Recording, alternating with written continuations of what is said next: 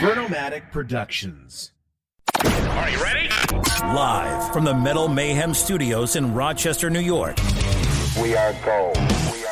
And heard around the world by metalheads just like you. This is Metal Mayhem ROC. Heavy metal music. Your weekly dose of metal music, interviews, album reviews, news, and more. Want to be part of the show? Send us a message through our website, metalmayhemroc.com, or hit us up on Facebook and Twitter. Search Metal Mayhem ROC. It's getting nice and heavy. And now, welcome tonight's host, John the Vernomatic Verno.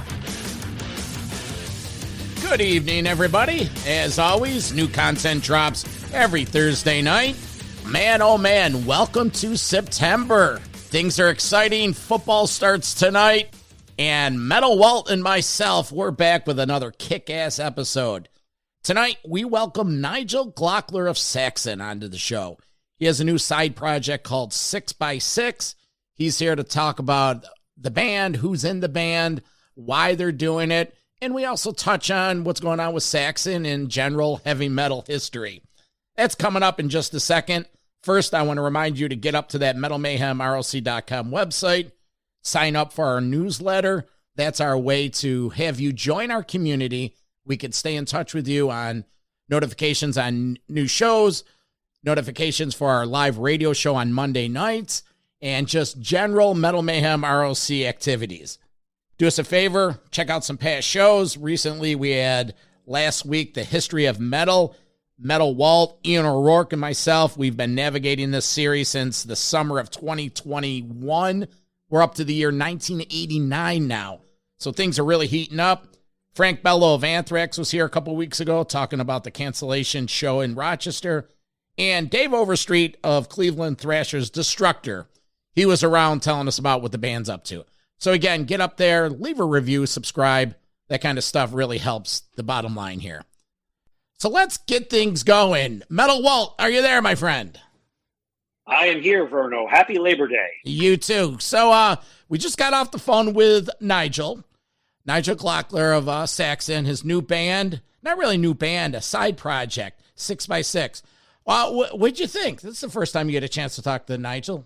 Yeah, I mean, I really had some time to digest the album, and it's really a great album, really good sound with this band.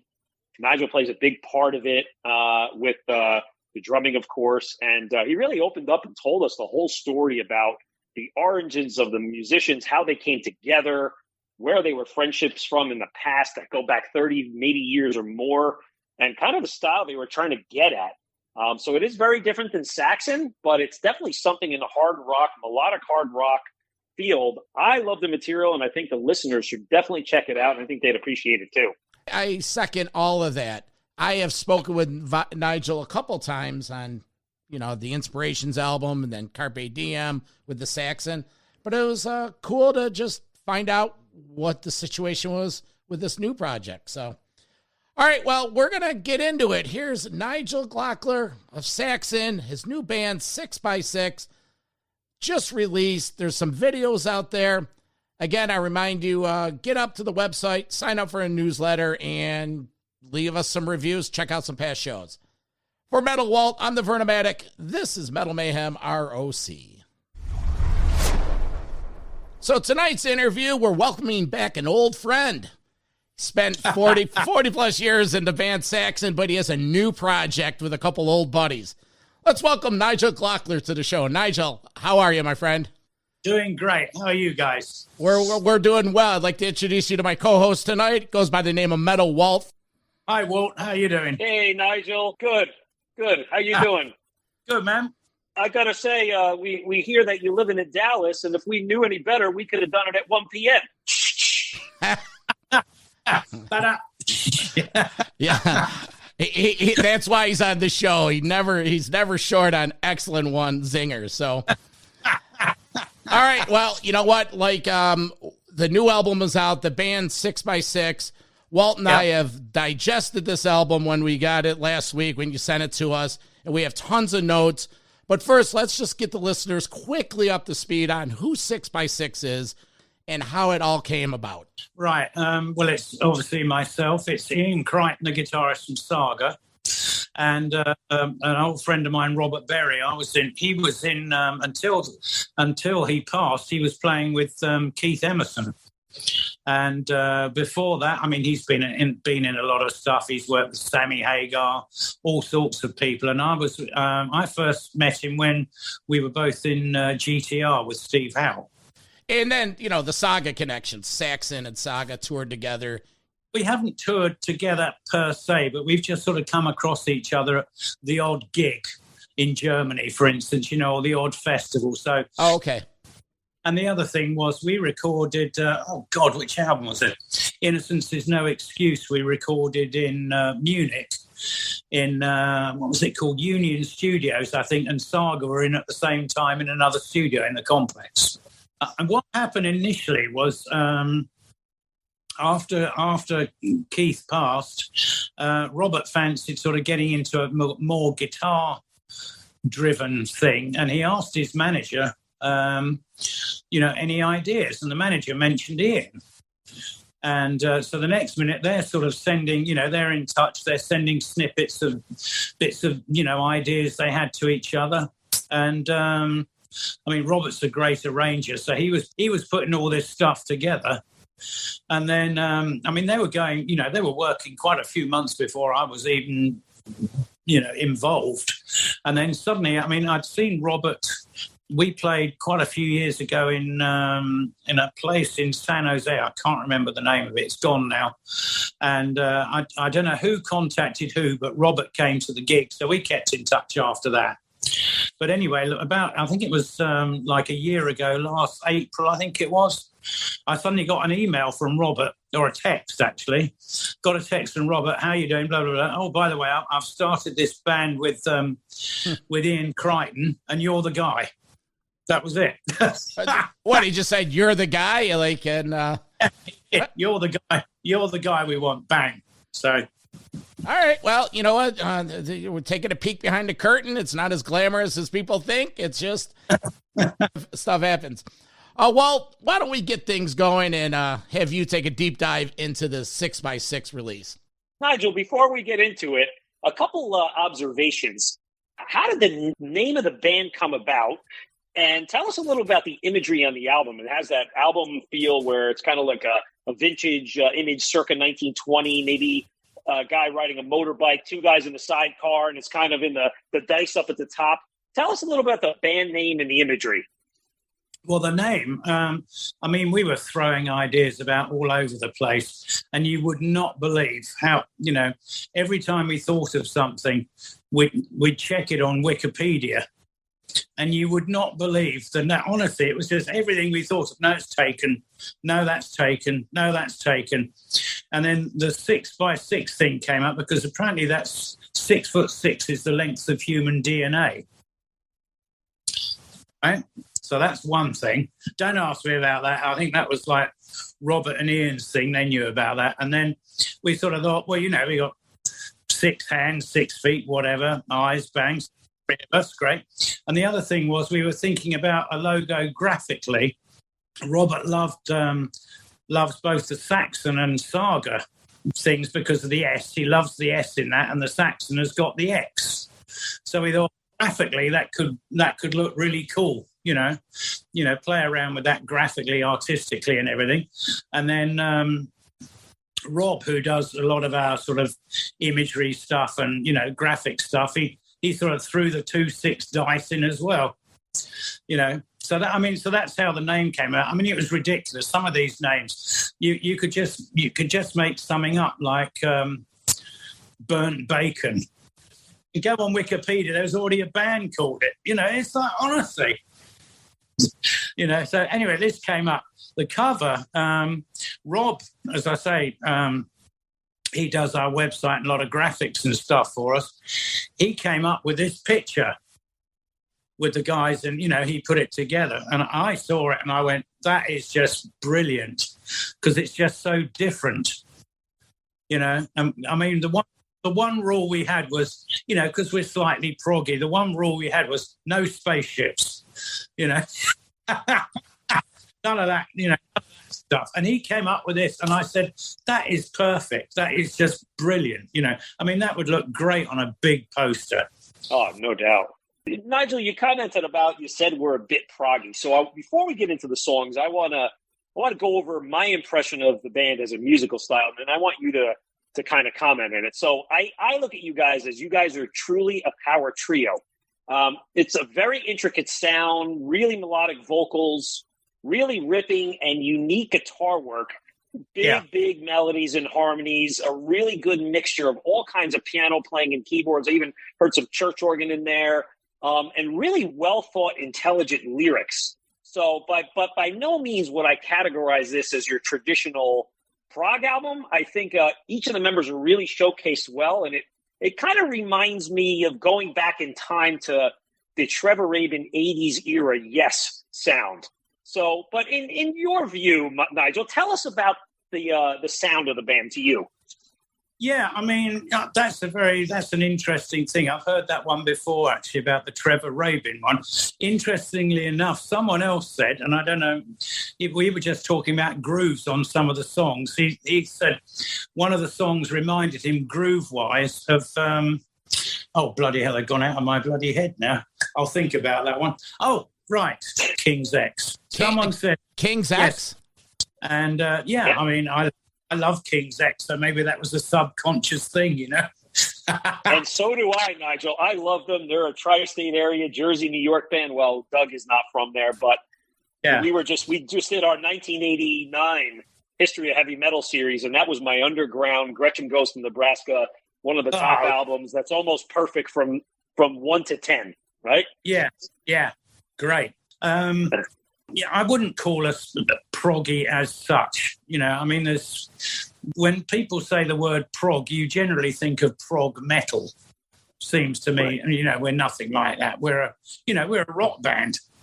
I suppose the sort of proggy things would be, as you say, like reminds you a bit of the Trevor Rabin era, Yes, and or maybe solo stuff or, whatever. We didn't go out of our way to do it. I mean, basically what you're hearing is us three playing together. That's it. And Nigel, for you as a drummer, if I can say this, this kind of project must give you some space to open up a little bit, right? With Saxon, they're a heavy metal, hard rock band. It's got to be exciting for your musician to be able to step out of your comfort zone and throw something different in there. Am I accurate with that impression? Yeah, no, it is. I mean, I love doing sessions and just playing with different musicians anyway, I don't know if you know, but I mean, I did 2 tracks on the latest Alcatraz album. I did that, recorded that. That was actually one of them is so fast. It was like, I think it's probably the fastest thing I've ever played. Wow. So on to some of the songs, Nigel. You got 10 songs on there. Some are a little shorter. Some are longer, a little bit more epic. You've got, I think, 3 videos that I watched this morning sitting out on the patio having my coffee. So let's talk about a couple of them. So the lead track, Yearning to Fly, it's got that awesome groovy melodic track, kind of a quick one, really sticks with you in that first listen. And I kind of love the theme about that one. It's kind of like, don't sit back on life. If you want to make something happen, you can't just yearn. You got to go for it. So tell us a little bit about that one as the lead track. Well, I mean, Robert writes all the lyrics, and he thinks pretty deeply about lyrics. It's not just "I love you, baby" or "Let's go to the bar" or that. He thinks. I mean, for instance, I know I'm sort of moving away from what literally a little bit of what you asked, but it's like the song "China." He was very sort of pissed off about the way the Uyghur Muslims are being treated and put in camps over there. That really sort of hit him, and that. So all this sort of social stuff, he really thinks a lot about when he's writing lyrics, and about life in general. So a lot of the tracks, he thinks really deeply and strongly about things that he wants to sing about. Yeah, and I like that line in that song, China, how he says, "China, it's time to say goodnight." That's pretty direct. Yes, I mean, that's, it's not against the Chinese people. It's more against the government. The other track I wanted to comment on, and before Vern's going to give his twist on the album with some songs, is Reason to Feel Calm Again. That's like a longer, it's more of an epic track. And I love how that beginning, it's a tension and a build-up, that real calm to start it, and then it just, boom, blasts out to that main verse. I think I felt a little cowbell in there with you, so tell us a little about that one. I mean, the way the whole thing was done, I mean, they'd written all the tracks before I was even contacted. Well, nearly all of them. And I think, there were a couple that were sort of left that we just sort of, me and Robert just sort of jammed some stuff down to, and then he sort of played around with bits from Ian and stuff. But generally, I mean, they were all there. And Robert's a good drummer himself, so he'd put templates down while they were doing demos, because he's got a full proper studio that he rents out and he does sessions in. And so he had all the templates for the tracks drumming wise. And then when I flew over, that was like the sort of basic thing, basically. So I knew what kind of grooves they wanted on those tracks. But then him and Ian said, just do your stuff, whatever you think, which was great because it sort of let me loose a bit rather than tied down to you've got to play this and you've got to play that. I was able to sort of kind of expand on what he'd done. Is one of those impromptu, if you will, session songs Save the Night? Because that song, the heavy riffing and drum exchange that you guys are doing in there. Yeah, it is. There was some stuff. I mean, Robert played around with some bits after it. I mean, all the time while we were recording, while I was recording, we were like Zooming with Ian and stuff because obviously he's in Toronto. Yep. And going, what do you think about this? Shall we try it? I was going, why don't we try this? And he was going, yeah, go for it. Let's try that. So we were constantly swapping ideas to which would be the better thing. Or somebody might go, oh, let's extend this section now. And so everything was like quite loose. One thing I did really enjoy about the album was it wasn't that long. Like Walt said earlier, some of these songs were short. Yeah. They got in and got out, but it was an easy listen. As a musician, and you're doing this project, how refreshing was it to, just have fun?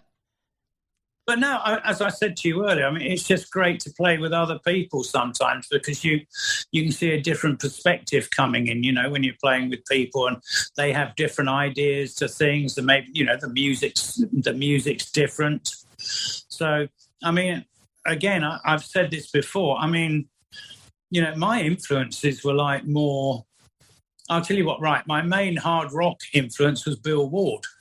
Mm-hmm. Because more of a bluesy drummer versus a Bonham or something. Yeah, he was a bit more jazzy than Bonham, And then I sort of really got into the fusion thing, like Billy Cobham and people like that. Those were the guys I was really listening to. Here's a fun fact. Who grew up and right down the street from me is Steve Gadd. Oh, great. Yeah, Stevie Gadd, that's a Rochester connection. So, wow. Yeah. Brilliant. Yeah, Stevie Gadd and Chuck Mangione was up here. All right. Remember back in the 70s, Feels So Good? Oh, God. Yeah. But I mean, all those bands, Vinnie Colaiuta and people like that, and they still influence me now. So sometimes it's nice to be able to put a few of those licks in something that might not work in Saxon, if you know what I mean. A couple other of our favorites. Vern and I cross-checked our notes this morning, and I like The Upside of Down and Battle of a Lifetime. I mean, The Upside of Down is, when you say like over-the-top melodic and heavy, just great interplay amongst the three of you. And again, another of those great storylines, telling that story about the world we live in today. And then the Battle of a Lifetime, it's like that balance of acoustic guitar and then electric and back to acoustic.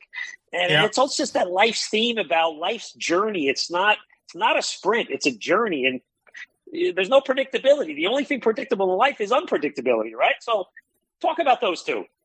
In a way, it is kind of a battle because you don't know what's coming. So it's almost as if you're preparing for some kind of confrontational battle or something, and then it suddenly all goes good. Ian is so happy doing this because it really allows him to like go wild if he wants to. No, he hasn't got to think about suddenly, a real sort of hard unison bit with a keyboard, which is what a lot of SAGA stuff is. This way he can just blast. Now, I'm not saying he blasts all the way, but I'm saying there's subtlety as well, but it just gives him the freedom, Now, you mentioned that most of this was written before you even got there. Yeah. Where'd you record it, and how much time was in the studio together? I mean, all the Robert and Ian stuff was done remotely. Ian wasn't there when I did the drums. Okay. At all. I mean, Robert's has got his studio in a small town called Campbell, which is next to San Jose. So I flew into San Francisco. Robert met me, and then we drove down to where he was. And he's got a full-blown studio there, as I said. I used his drum kit that he had in there. I mean, obviously, I took a few bits and pieces of mine. So it was only me and Robert actually in the studio physically. Ian was like sort of, on the Zoom. Touch on the graphic novel, the Journey Internal. Is that going to be in company of the album? Touring plans? What's going on with all those platforms? The graphic novel, I think, is going to be ready in about a week's time, I think. So that'll be ready to go. That's Robert's baby. I mean, it's based, it's a story based on all the lyrics and the songs on the album, but that's really his baby. All I can say about that is that the artwork in it is amazing. I mean, I haven't seen the finished prose or anything like that. I've just seen some of the artwork, and it's brilliant.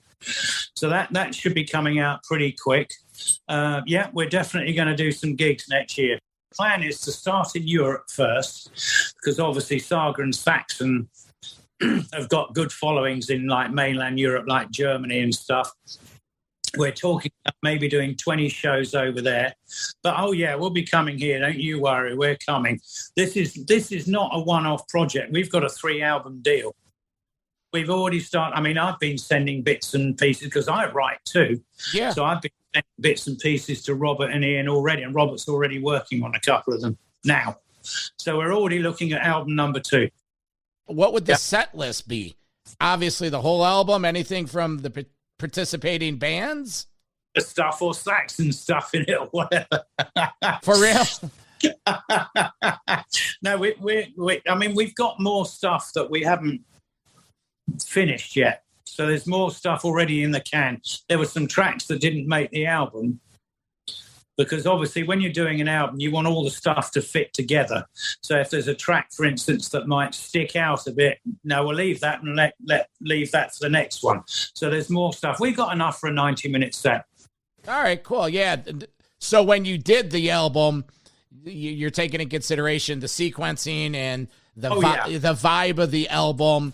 Yeah. So are those leftover songs that's a combination of, 3/4 baked and you're already foreshadowing? You mentioned a three album deal. Who are you with? You struck up a deal with Sony? Yeah, we're with Inside Out, which are with Sony, yeah. So, they've got Dream Theater and Yes. So, we're in the company, I think. Yeah, you fit right in. So. Well, I'm going to hand it over to Metal Walt because he's going to start this heavy metal memory lane. Walt, what do you got? So I always like to talk to my guests and then give them a little impression of my history of concert going. So and then I'd like to talk to you about the plans for Saxon. But my first question is, and this is an oddball question, is King Diamond lives in Dallas as well. Are you friends with him? Do you guys go out, have coffee, lunch together, or run into here and there? Never met him. No. That's something to think about. I guess I'll have to try and find out where he is. Should we start a rumor, Nigel, and say Nigel and King Diamond start new supergroup? Get it out on Blabbermouth tomorrow. Yeah. Are you? Go ahead. Go ahead, Walt. I was going to say, all kidding aside, so. Nigel, my favorite Saxon shows, and you'll probably remember some of these. There was a run, I don't know, maybe the late 2000s into the 2010s where you played BB King's in New York City, probably every other year. And I was at every one of those shows. I've seen you guys at the High Voltage Fest in the UK a couple years back. It was the Ronnie James Dio Memorial. I went to Sweden Rock once where you were there. And, of course, as we talked about earlier, on the Judas Priest Firepower Tour. But, I got to say that maybe I'm biased about New York crowds, but there was an energy at those B.B. King shows that every single show was better than the next. Do you remember those gigs in that basement? Oh, yeah, I do. I remember. That's gone now, hasn't it? It is gone. Yep, they closed it up. And that was a great gig to play. That was great. The food they brought us in as well there was backstage was brilliant. No, that was a great gig. I mean, the crowds there were brilliant. So I always look forward to that. The only downside about that was the damn traffic when we were trying to get there. I remember we could almost see it, and it took us an hour to get. It was like, what? But no, I mean, as a gig, it was great. Really enjoyed it. So tell us a little bit about Saxon. I think you just came off a run of doing the summer festivals. And do you have tour plans both in Europe and in the States coming up, and new material, anything? What's on the horizon? Right. At the moment, we've just done this big festival run. So we played in England, in Britain, we played Slovakia, the Czech Republic, Austria, Hungary, Germany, Italy, Sweden. So you name it, we've been there. We did a couple of gigs because of COVID, which was a bit annoying. We were used to do a couple of shows in Finland, but one of our entourage got COVID, so we had to put them out. No, the next thing, as I said, I'm heading back to the UK in about 3 weeks, I think it is, and then flying to Germany because we start rehearsals because we've got a European tour coming up until the beginning of November, and then we've got some British dates. I think we've got 16 British dates, and then that'll take us up to the middle of December, I think it is. And then the States, we're looking at gigs in the States now. I think we're doing the Monsters of Rock cruise next year, so they're trying to tie in a tour leading up to that or one after that. Would it be a headline tour or would it be a package? I think it'll be a headline tour. I think. Yeah. Oh, I mean, generally what we tend to do, even if we're on like a package, we sometimes throw in a headline tour. Headline. Yeah. I also like to, because the name of the show is Metal Mayhem ROC. It doubles for rock and Rochester, New York. We have rich heritage up here. We're not New York City with some of these clubs that, you guys are talking about, but we do have the Penny Arcade. I know it was a long time ago, but do you have any memories of playing the Penny Arcade down near Charlotte Beach? God, I've got to be totally honest with you. No. Okay. All right. That honesty is the key to the game. No, I can often remember the towns or cities we played, but I can't remember the actual gigs. Maybe my final remark, Nigel, just an odd question, but I just saw that Phil Mogg went down with a heart attack. They canceled the tour. How's you got your health? Biff's health. Everybody holding up well? Yeah, I think so. Biff had his he had his health scare a couple of years ago. Same kind of thing as Moggy, I think. I've been all right. Obviously, about my thing that happened at the end of 2014, which is the burst brain aneurysm. Yeah, no, I'm good to go. Great. Everyone's feeling good, and we were sort of. The whole pandemic made it very frustrating for everyone playing because we couldn't get out and do anything. So the festivals were like, at last we can get out and do what we do, Yeah, we're jealous of those festivals.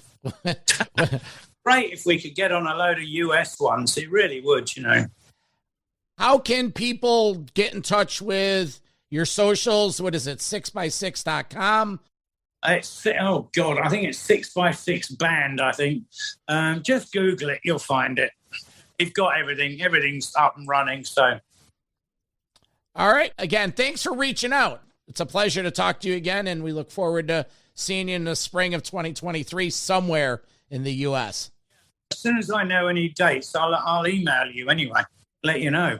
Nigel, it's been a pleasure and nice to talk to you and meet you. And hopefully, if I'm ever in Dallas, or I work for a company out of Belgium, so if I can get on a business trip to come see a show over there, I'll look you up. If you're ever in Dallas, I mean, John's got my email, and you fancy an IPA one evening, give me a call.